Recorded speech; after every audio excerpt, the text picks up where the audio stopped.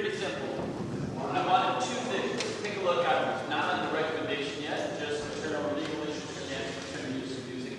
What's important is two things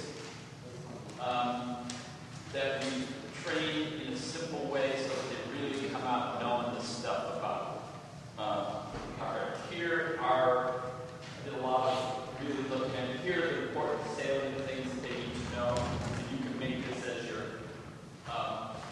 handouts. They need to know these terms and what they mean. And when you know them, you pretty much know what's the deal on stuff.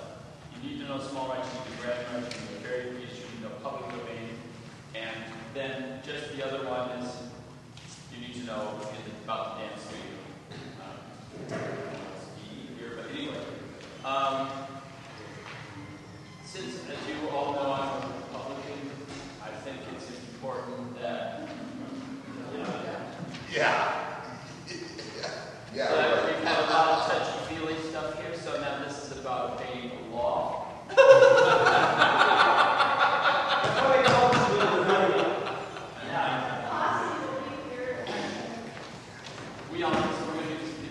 We all know that most schools are not complying all of the law. The important part of the law that they are complying with is almost all schools have small rights contracts with ASCAP, BMI, the legal departments, got all that. So that means you can use anything in classroom situations, almost any situation, except for performance situations.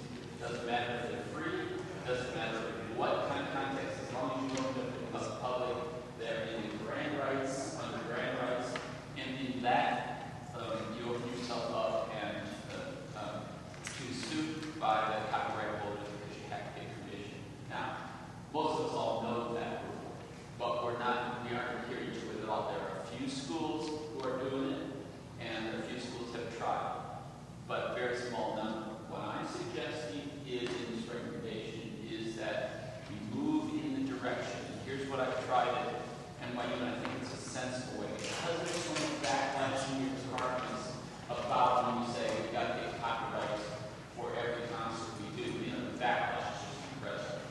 Because historically we haven't done it, blah, blah, blah. So, how we couch it, and I think it can really be useful and get us in the right direction. And this is made for schools who don't comply at all, which is, I'd say, most of all of ours.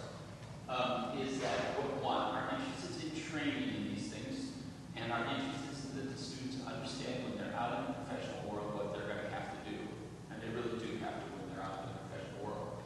And how I did it in school is said, okay, the first year I have in class, I'm going to teach them about the thing. The second year when they're in history class, music history, they're going to do what they're going to research a piece so that they know how to do that research, finding out who the publisher is and who they go to for the rights. And in their third year, we're a three-year program. In the third year, they call it company year, they're going to have to, any piece they do, they're going to have to get permission to do. So this process is educational, and by the third year, then you're actually complying with the law. So those third-year concerts are compliant with law. The faculty was fine about this because they felt that the students still had plenty of educational room to play around, to do all kinds of things which include cutting music and all the kinds of things. In those first couple of years, they felt good about that it was educational, they felt good about the fact that they were teaching something, and they felt good about the fact that it wouldn't be too crimping the style and that only concerts in the third year. So, two things I think are important in programs. One is really knowing the stuff yourself and teaching it, and two, and is at least once in their education, this is what the experience will learn to and actually apply for rights to use a piece of music for their choreographic work. This could be late in the program, but would serve as both a learning tool and a step into the realities of the professional world. This could mean that concerts in, for example, the student senior year would adhere totally to the law. We think this is good for our students and good for our institutions.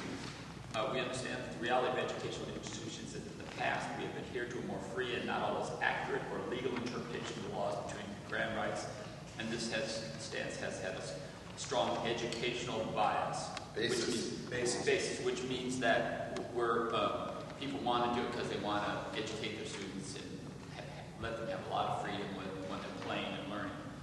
We have supported a free use of music, including some cutting of music and other not totally legal or ethical practices, in order to nurture a student's creative spark and help in their understanding of music. Times are changing, however, as our understanding of the laws and our belief in the real importance of teaching them to our students. These laws are the basis for protecting their work, and despite or because of an atmosphere of permissiveness concerning downloading and pirating music, we feel it's time to create an atmosphere among young artists and colleges of the importance of these protections for our entire artistic community.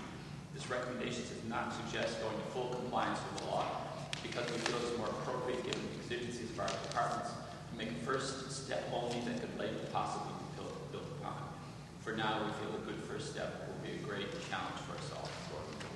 Before I believe in a couple minutes, I have two quick questions. Yeah. One is, you don't deal at all in here with how to credit the music, which is something that I think is even more important than getting rights. Teaching them how to credit music in the program, how to not just say the composer's name or nothing, or to credit the people who help them put the music together, all those kinds of things. And the other thing is that you don't talk at all about sampling, about people who are, the kids who are composing their own musical scores using samples, or which I totally think we need to do.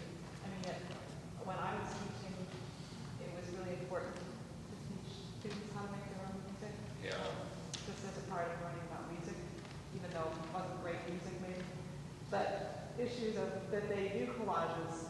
That's a huge, I mean, it might be passing now into a new era, but for a huge time, that was an issue. And even had one student at OSU who actually did credit all of his samples in his collages, or possible things he might use in an improv as an addendum to the program, because of taking the class where I told him that was important. Yes. A little extreme, but where, what do you do? I felt that everybody, when you're teaching the section on it, your little session on it, you should make your own little packet of what you want to include and how you would give instructions for putting in program in your school or whatever you want to include in it. I just think it's really... I do too. I do. And there are other issues that you'll feel passionate about that you want to add to your little packet on teaching about rights and credits, which you might entitle that. Program credits and all those kind of things. But the overall thing in teaching about rights has to be simplicity, because the thing, it gets so messy right away. My question is there anything in grant rights that says if you're going to use the music, blah, blah, blah, blah, that you have to? No. You're sure there's nothing in grant rights that says that? There's nothing in any of these rights that says anything about how you credit. Use them. But when you get permission from a composer or whoever, they often say to you, I want you to read my website, blah, blah, blah. Yeah, But that might be a second.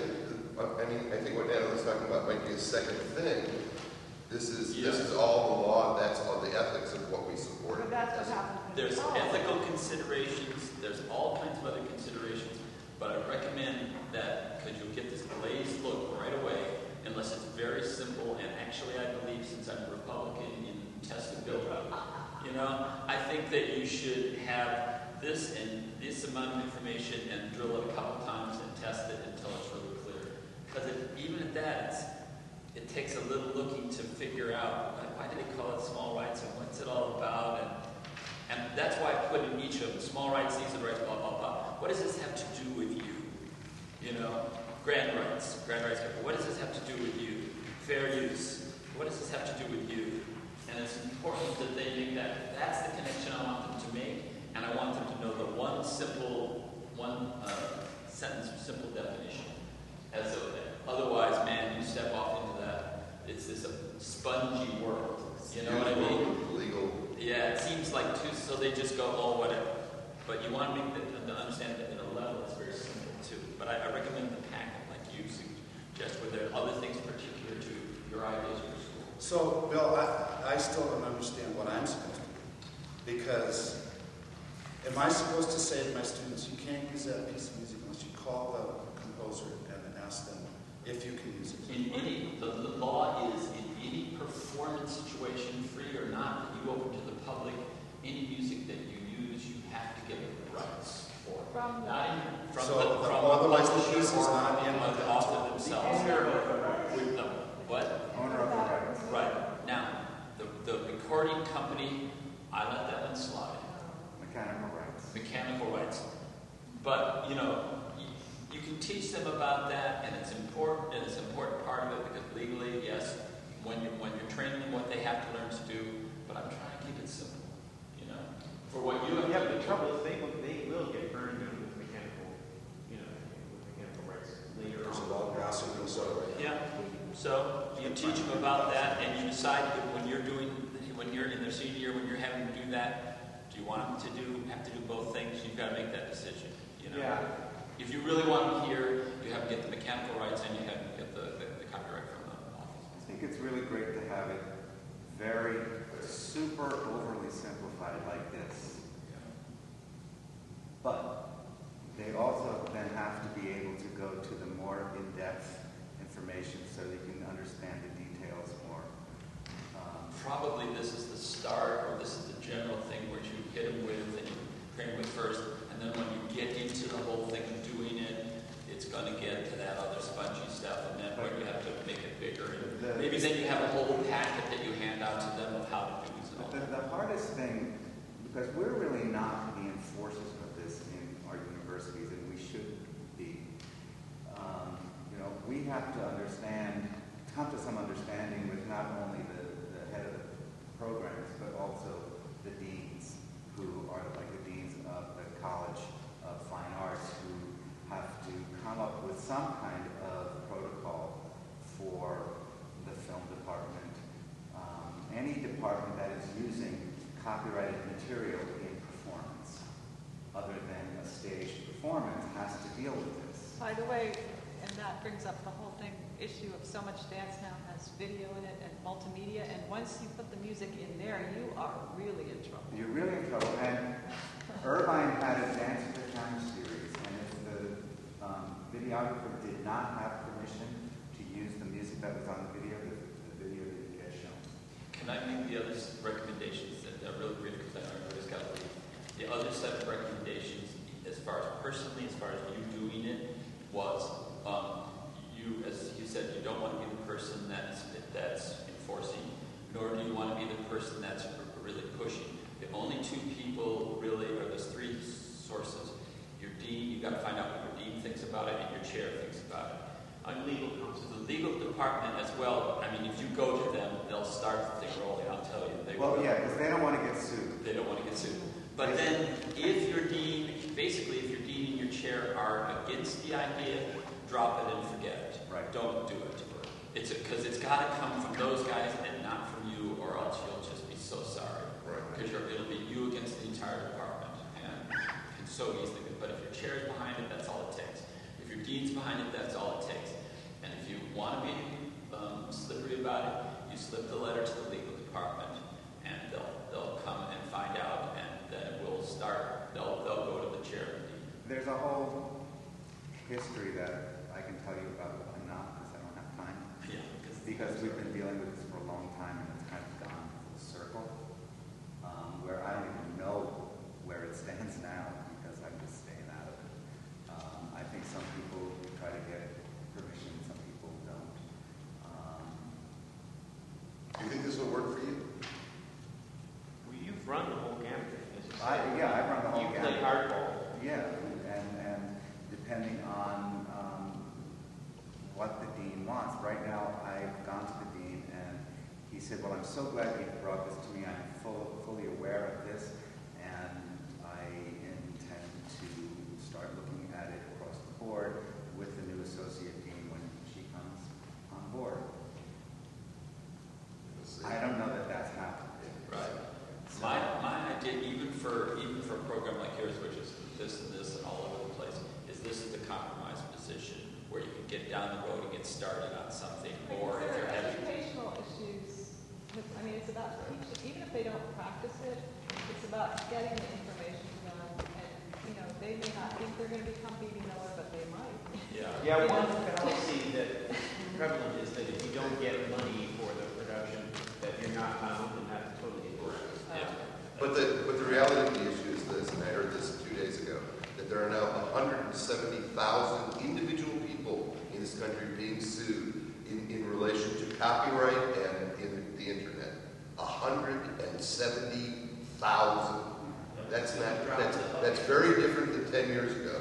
I mean, so if that in fact is true, and I think it was, I heard it on Nightly News, then what that means is this issue of us is not too far around the corner. Yeah, So, a lot of that is the small rights things going after people downloading, and because they've got Ask After BMI, they would go after. and the copying of the fair Yeah. use thing. Right?